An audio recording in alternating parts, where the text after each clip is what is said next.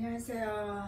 자, 올해 만나는 남자와 결혼을 하면 내 인생이 괜찮은 남자로 잘 만나서 잘 살 수 있을까요? 하고 이제 상담을 요청하신 분의 사주팔자인데요.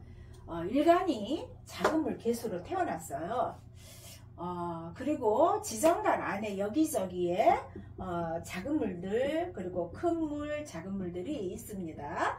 근데 주변을 보니까 이 물기운을 생에 주고 있는 신금유금 작은 새들이 금생수를 해줘서 물기운이 강해졌어요. 그리고 축토 지장간 안에 신금이 있고 또 월지에 큰새 신금 연간에 큰새 경금이 있어서 새 기운이 굉장히 강하죠. 그래서 이 사주 같은 경우에는 자, 내 힘을 빼는 기운은 이 강목이라는 나무밖에 없어요.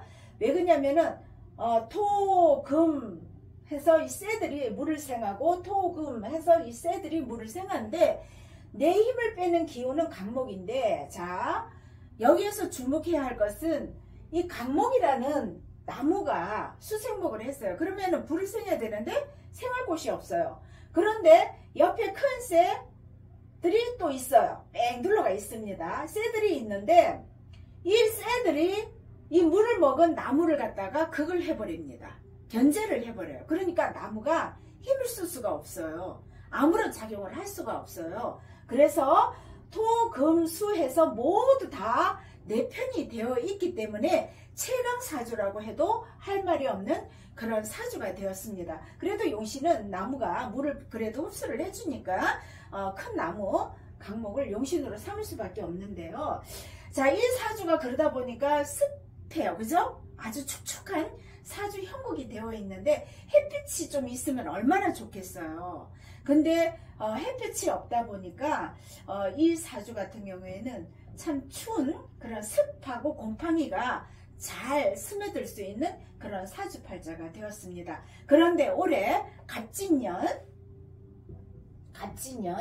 자, 강목이 지금 여보면은 진토가 남편이잖아요. 요 축토가 남편감인데, 자, 이 남편이 다 젖어 있어요. 젖어 있기 때문에 나에게 남자덕은 없다고 보면 됩니다. 그런데 올해 같은 경우에는 강목이 들어와서 또 경금에게 극을 당하고 있고요. 또 나무 자체는 이 강목이라는 것이 또 흑을 극하면서 이제 들어오게 되는데, 이 물기운이 많은 이 사주에 진토가 들어와 봤자 또 젖어 있는 그런 물을 품고 들어왔잖아요. 물을 품고 들어온 사주가 이 사주가 축축한 사주에 들어오니까 더 축축해집니다. 그러다 보니까 올해 만난 남자도 역시 좋지가 않겠죠. 그러면 이 사람한테는 희신은 불이 들어와야 되겠죠.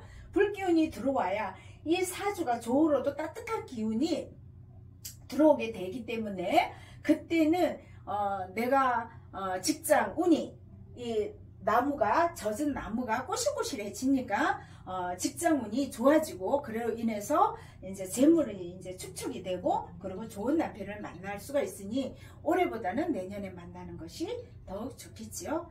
감사합니다.